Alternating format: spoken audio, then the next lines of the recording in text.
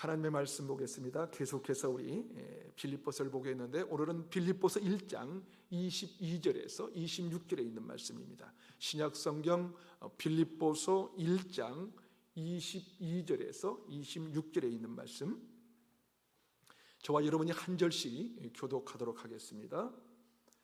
그러나 만일 육신으로 사는 이것이 내 일의 열매일진데 무엇을 택하여 할는지 나는 알지 못하노라.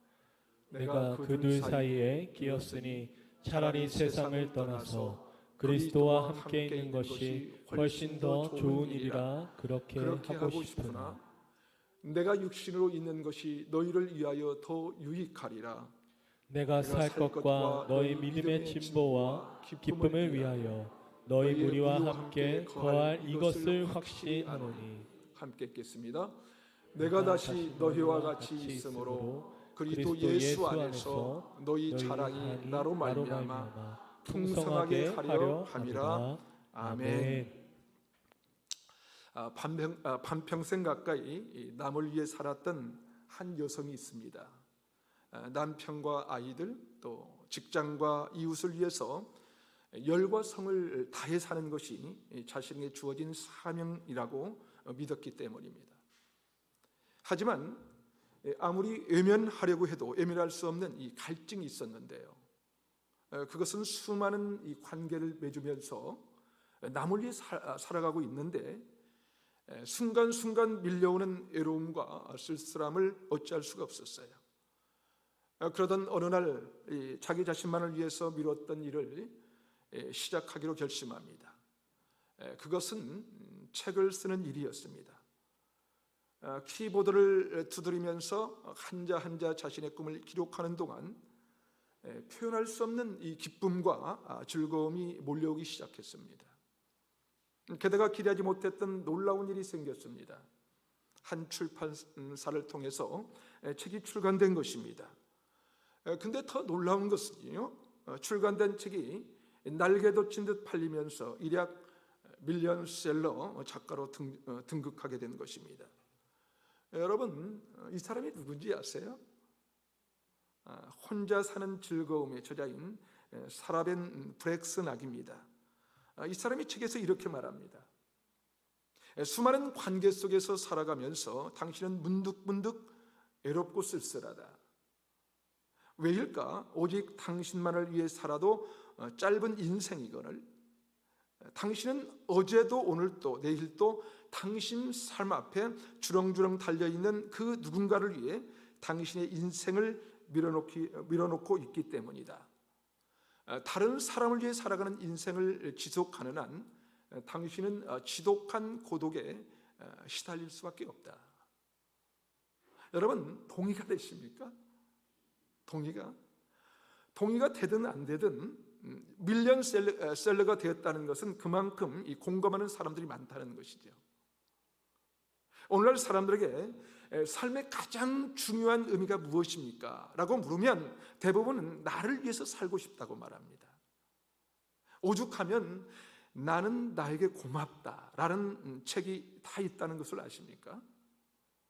사람들이 혼자 이 나라는 이 자기 자신에게 집중하다 보니까 이제 다른 사람과의 관계는 그렇게 중요한 게 아니에요.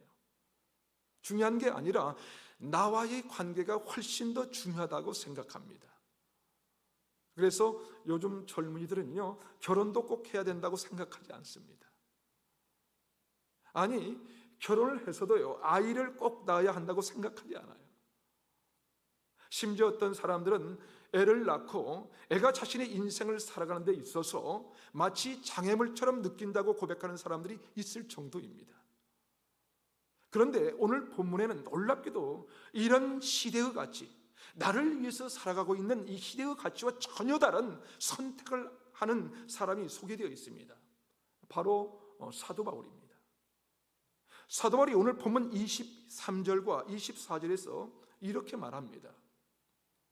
내가 그들 사이에 끼었으니 차라리 세상을 떠나서 그리스도와 함께 있는 것이 훨씬 더 좋은 일이라 그렇게 하고 싶으나 내가 육신으로 있는 것이 너희를 위하여 더 유익하리라. 너희를 위하여. 너희를 위하여, 그 너희라는 그 존재 때문에 바울은 자기가 그토록 원했던 것, 자기가 가장 좋아하는 것, 죽은 후 천국 가서 주님과 친밀한 교제를 누리며 살아가고 있는 그것을 포기하고 있는 것입니다. 그렇다면 여기서 말하는 너희, 이 너희가 누군데 사도 바울이 자기가 가장 좋은 것을 포기하고 있는 것일까요? 여기서 너희가 이 사도 바울이 형제일까요? 사도 바울이 가족입니까? 아니에요. 가족도 친척도 아닌 남이에요. 그냥 빌립보 교인들입니다. 그런 남을 위하여 자기가 가장 좋아하는 것을 포기하겠다고 말하고 있는 것입니다. 여러분, 이게 이해가 되세요? 이해가 되십니까? 여러분, 남을 위해서 사는 것이 아니라 내 자신을 위해서 사는 것이 가장 중요하다고 믿고 살아가는 우리에게 이것은 사실 말도 안 되는 얘기입니다. 말이 안 돼요. 자, 그렇다면 도대체 왜 남을 위해서 살아야 하는 것일까요? 첫 번째로 남을 위해서 살아야 되는 이유는 남을 위해서 사는 것이 더 유익하기 때문입니다. 지난주에 우리는 사도 바울의 놀라운 고백을 들었는데요. 사도 바울의 고백이 무엇이었습니까? 빌립보서 1장 21절에 내게 사는 것이 그리스도니 죽는 것도 유익함이라. 그런데 오늘 본문에 보니까 그렇게 결연하게 시작했던 이 사도 바울이 갈등에 빠져 있습니다. 고민에 빠져 있습니다. 오늘 본문 빌립보서 1장 22절을 새 번역 성경으로 한번 읽어보겠습니다. 우리 화면을 보시고 함께 읽겠습니다. 시작. 그러나 육신을 입고 살아가는 것이 나에게 보람된 일이면 내가 어느 쪽을 택해야 할지 모르겠습니다. 죽는 것도 유익하다고 했던 사도 바울이 왜 이런 고백을 하고 있는 것일까요? 왜 이렇게 갈등에 빠진 것일까요? 갑자기 죽는다고 생각하니까 삶에 대한 이 미련이 남는 것일까요? 죽는다는 것이 갑자기 두려워진 것일까요? 아니요. 사도 바울에게 가장 좋은 것은 여전히 죽어서 자기를 사랑하셔서 자기를 위하여 아낌없이 생명을 버리신 주님과 영원히 함께 하시는 거예요. 그것이 사도 바울에게 가장 좋은 것이었어요. 여러분, 우리에게도 이런 소원이 있지 않습니까? 이런 소원. 여러분, 정말 주님과 영원히 함께 있고 싶지 않으세요? 정말 친밀하게 얼굴을 대면하면서 그분과 함께 있는 것이 간절한 우리의 소원 아니겠습니까? 그런데 여러분의 표정을 보니까 그건 아닌 것 같네요. 그렇죠? 우리가 아직 원하지 않는 그것, 죽어서 주님을 만나는 것이 바울의 소원이었습니다. 왜 그랬을까요? 왜 그렇습니까? 그것은 바울이 믿음으로 산다는 것이 결코 쉬운 일이 아니었기 때문에 그렇습니다. 믿음으로 산다는 것이 만만치가 않아요. 쉽지가 않습니다. 여러분, 바울이 예수님을 만나 어떤 인생을 살았습니까? 어떤 인생을, 정말 고난의 길을 걷지 않았습니까? 바울이 예수님을 만나서 살아온 인생이 얼마나 힘들었는지 우리가 추측할 수 있는 구절이 있는데요. 고린도후서 11장 23절에서 27절입니다. 좀 길지만 바울이 어떤 인생을 살았는지 우리 함께 읽어볼까요? 23절에서 27절 말씀입니다. 시작. 그들이 그리스도의 일꾼이냐 정신없는 말을 하거니와 나는 더욱 그러하도다. 내가 수고를 넘치도록 하고 옥에 갇히기도 더 많이 하고 매도 수없이 맞고 여러 번 죽을 뻔하였으니 유대인들에게 40에서 하나 감한 매를 5번 맞았으며 3번 태장으로 맞고 1번 돌로 맞고 3번 파선하고 일주일을 깊은 바다에서 지냈으며 여러 번 여행하면서 강의 위험과 강도의 위험과 동족의 위험과 이방인의 위험과 시내의 위험과 광야의 위험과 바다의 위험과 거짓 형제 중에 위험을 당하고 또 수고하며 애쓰고 여러 번 자지 못하고 줄이며 목마르고 여러 번 굶고 춥고 헐벗었노라. 여러분, 바울이 어떻게 살았습니까? 어떻게? 예수님 만나고 세상의 형통을 누리면서 하는 일마다 잘 되는 것이 아니었어요. 잘 되는 그런 인생이 아니라 고난의 길을 걸었다고 바울은 고백하고 있는 것입니다. 그렇다면 지금은 어떤가요? 고난 끝 행복의 시작인가요? 그렇습니까? 아니요. 여전히 시대 감옥에서 내일을 기약할 수 없는 가운데 4명의 간수가 철저하게 지키고 있는 상황, 어떤 자유도 주어지지 않는 그런 고난 속에서 오늘 또 복음을 전하면서 살아가고 있는 것입니다. 여러분, 바울은 주님이 얼마나 그리웠을까요? 얼마나? 사도 바울은 얼마나 주님께 가고 싶었을까요? 여러분 그거 아십니까? 정말 감당이 어려운 고난을 만나면 주님이 그리워집니다. 주님께 가고 싶어진다는 거예요. 여러분, 인생을 살다가 내가 정말 고난을 당하면 부모가 생각나지 않습니까? 그렇지 않나요? 부모가 생각난 거죠. 그런 것처럼 우리 인생의 깊은 고난 속으로 들어가게 되면 주님께 가서 쉬고 싶어지는 것입니다. 그래요. 바울은 누구보다도 죽는 날을 사모한 사람이에요. 죽음은 그에게서 단순히 고통에서 벗어날 시간이 아니거든요. 그에게 죽음은 자기를 그토록 사랑하신 주님과 친밀한 교제를 나누면서 영원히 함께할 수 있는 하나님의 선물이었어요. 그런데 오늘 바울이 고민합니다. 왜일까요? 왜 고민하고 있습니까? 그렇게 주님을 만나기 원했던 바울이 왜 오늘 죽을까 살까를 고민하고 있을까요? 그 이유가 오늘 본문 23절과 24절입니다.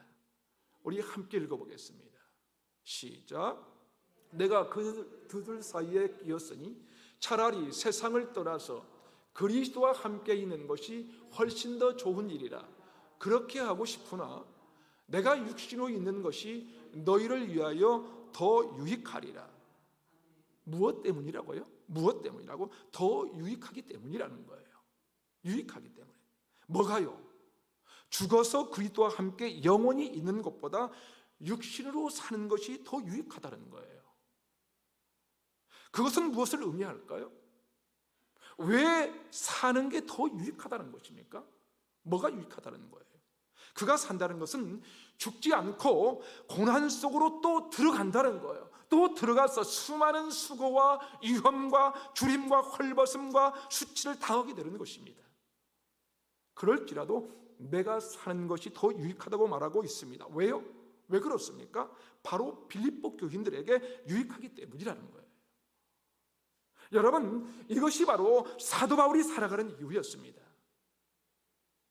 살아가는 이유. 그렇다면 여러분, 우리는 어떻습니까? 우리는 어떻게 살아가고 있죠? 오늘 우리가 살아가고 있는 삶의 이유가 무엇인가? 내가 원하는 것, 나에게 유익한 것, 내가 누리고 싶은 것을 위해서 오늘 또 우리가 살아가는 이유는 아닙니까? 그래서 남이 아니라 너 자신을 위해서 살라고 많은 사람들은 말합니다. 이런 시대 속에서 사도 바울은 말합니다. 그럼에도 불구하고 남을 위해 사는 것이 더 유익하다고 말합니다. 이것이 믿어지는 저와 여러분이 되시기를 주님의 이름으로 축원합니다. 한 걸음 더 나가서 왜 우리는 남을 위해서 살아야 하는 것일까요? 두 번째 이유는 다른 사람의 성장에서 오는 기쁨이 있기 때문에 그렇습니다. 다른 사람의 성장에서 오는 기쁨이 있기 때문에.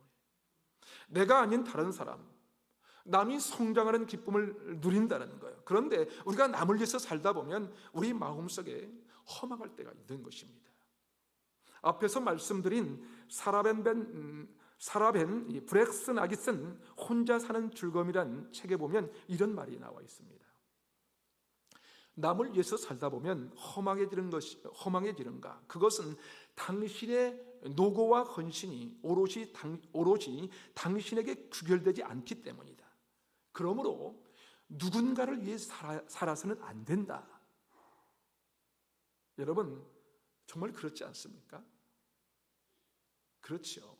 정말 누군가를 위해서, 남을 위해서 열심히 살았는데 수고의 대가가 돌아오기는커녕 정말 지치고 허무할 때가 많지 않습니까? 그렇지 않나요? 그래서 남들을 배려하거나 섬겼던 분들이 하는 말이 있습니다.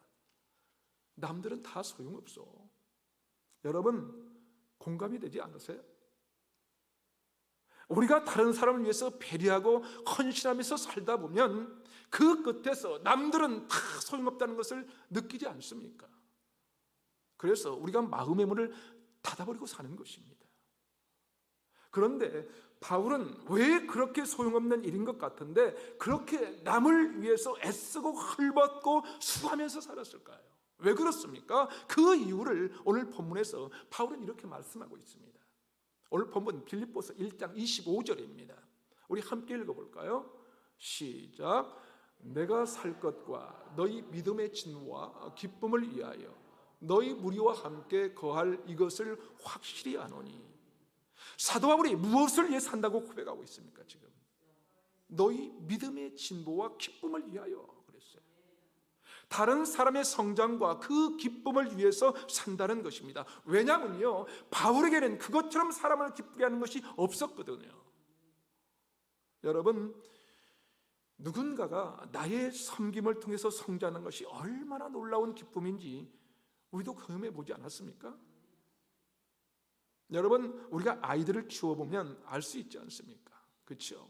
처음 아이가 태어나면 방긋방긋 웃는 것만 봐도 신기하고요. 그렇죠? 너무 신기해요. 발가락 하나 움직임에도 눈이 떨어져라 쳐다보면서 기뻐하지 않았습니까? 그렇게 아기를 잘 돌봐줘서 조금 시간이 지나면 엎어지기 시작하고요, 앉기도 하고 걷기도 하면 온 집안이 난리가 나죠. 그죠? 난리가 납니다. 우리 애가 걷는다고 손뼉을 치면서 온 가족이 기뻐합니다. 난리가 납니다.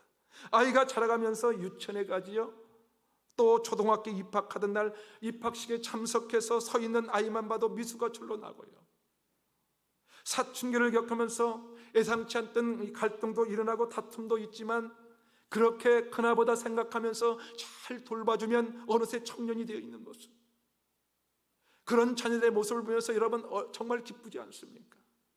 참 기쁩니다. 부모된 우리의 수고와 헌신을 통해서 그렇게 아이가 자라간다는 것이 그토록 사람을 기쁘게 만드는 거예요. 내가 세상에서 무엇을 가지는 기쁨보다 누군가의 이 성장이 나에게 어떤 기쁨을 주는지 우리는 자녀들을 키우면서 경험해봤잖아요. 제가 이렇게 말하면 어떤 분들은 이렇게 말씀할지 모르겠어요. 아니 목사님, 그건 내 자식이니까 그렇죠. 내 자식을 그렇게 하지 않을 사람이 어디 있어요? 그런데 남은 좀 다르죠. 그거 쉽지 않아요 라고 말할지 모르겠습니다. 그런데 오늘 사도 바울은 자식을 위한 것이 아니었습니다. 자식이 아니잖아요. 자식이 어떻게 자식도 아닌 남이 성장하는 게 그렇게 기쁠 수가 있었어요? 어떻게? 하지만 여러분, 사도 바울에게 빌립보 교인들이 어떤 사람인지 아십니까? 빌립보서 4장 1절에 보면 바울이 이렇게 고백합니다. 그러므로 나의 사랑하고 사모하는 형제들, 나의 기쁨이요 면류가 아닌 사랑하는 자들아, 이와 같이 주 안에 서라. 여러분, 바울이 빌립보 교인들을 어떻게 부르고 있습니까? 나의 사랑하고 사모하는 형제들이라고 했어요. 나의 사랑하고 사모하는 형제들, 그래서 나의 기쁨이 되고 나의 면류라고 말하고 있습니다. 여러분, 바울이 정말 사무치게 사랑하는 사람들이 바로 빌립보 교인들이었다는 거예요. 빌립보 교인들. 그러니 어찌 기쁘지 않을 수가 있었겠어요? 어찌 그들의 진보와 기쁨을 위해서 자신의 인생을 드리지 않을 수가 있었겠습니까? 그래서 바울은 25절에서 이렇게 고백합니다. 내가 살 것과 너희 믿음의 진보와 기쁨을 위하여 너희 무리와 함께 거할 이것을 확실히 아노니. 그러므로 나는 확신한다. 나는 확신한다는 거예요. 하나님께서 나를 살려줄 것을 확신한다는 거예요. 내가 아무리 고난 가운데 다시 들어가서 너희들 때문에 헐벗고 굶고 춥고 매맞고 그렇게 여러 가지 위험과 죽음의 위험을 당할지라도 내가 이 기쁨을 어떻게 포기할 수 있겠느냐고 사도 바울은 말하고 있는 것입니다. 사랑하는 여러분, 여러분에게도 이런 삶의 기쁨이 있으십니까? 그저 자식 키우는 그런 기쁨이 아니에요. 그냥 내 자식, 내 가족에 가는 그런 제한된 기쁨이 아니라는 거예요. 아니, 나 자신을 위해서 살아가는 그런 기쁨이 아니라는 것입니다. 정말 나 자신을 뛰어넘는다는 거예요. 넘어서서 남을 위해서 살아가는 그런 놀라운 기쁨, 남이 성장해가는 그 기쁨, 그 기쁨을 누려보셨냐, 그 말이에요. 지금 그런 기쁨을 누리며 살기를 원하신다면 우리가 주님의 손과 발이 되어서 남을 위해 섬기는 삶을 살아가는 저와 여러분이 되시기를 주님의 이름으로 축원합니다. 마지막으로 우리가 왜 남을 위해서 살아야 하는 것일까요?